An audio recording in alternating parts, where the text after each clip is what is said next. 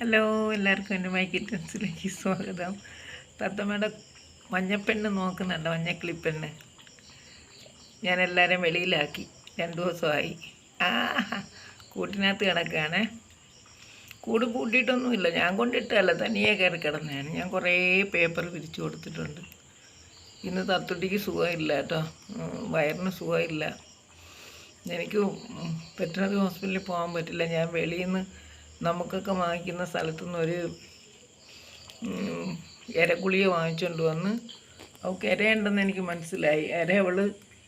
അവളുടെ മോശം പോയപ്പോൾ ഇരയെ കണ്ടായിരുന്നു. പിന്നെ ഇപ്പം നാളെ രാവിലെ എൻ്റെ ജോലി, നാളെ രാവിലെ PMGയിൽ വെറ്ററിനറി ഹോസ്പിറ്റലിൽ പോകണം. അവിടെ ചെന്ന് കുഞ്ഞിനിത്തിരി കാര്യം പറഞ്ഞ് വാങ്ങിക്കണം. കൊണ്ടുപോകാനൊന്നും സമ്മതിക്കില്ല അവൾ. ഇതിപ്പോൾ പമ്മി കിടക്കുന്നുണ്ട്, കുറേ ഛർദ്ദിച്ച്. പിന്നെ ഞാനിത്തിരി എൻസൈം എന്ന് പറഞ്ഞൊരു മരുന്നുണ്ട്. പിന്നെ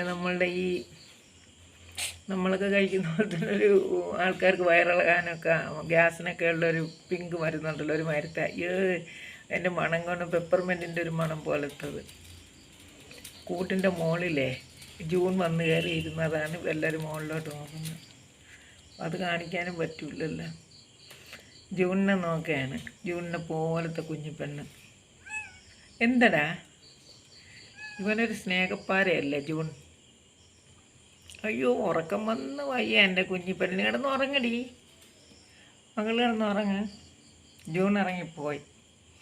മകൾ കിടന്ന് ഉറങ്ങും. കുഞ്ഞേ തത്തമ്മ വിളിക്കുന്നു, ചെല്ല അമ്മ കഥ അടയ്ക്കാൻ പോകണം. സൂക്ഷിച്ചൊക്കെ കിടക്കണം, അമ്മ പാതിരാത്രി ഉണരുമ്പോൾ വന്ന് നോക്കാം കേട്ടോ.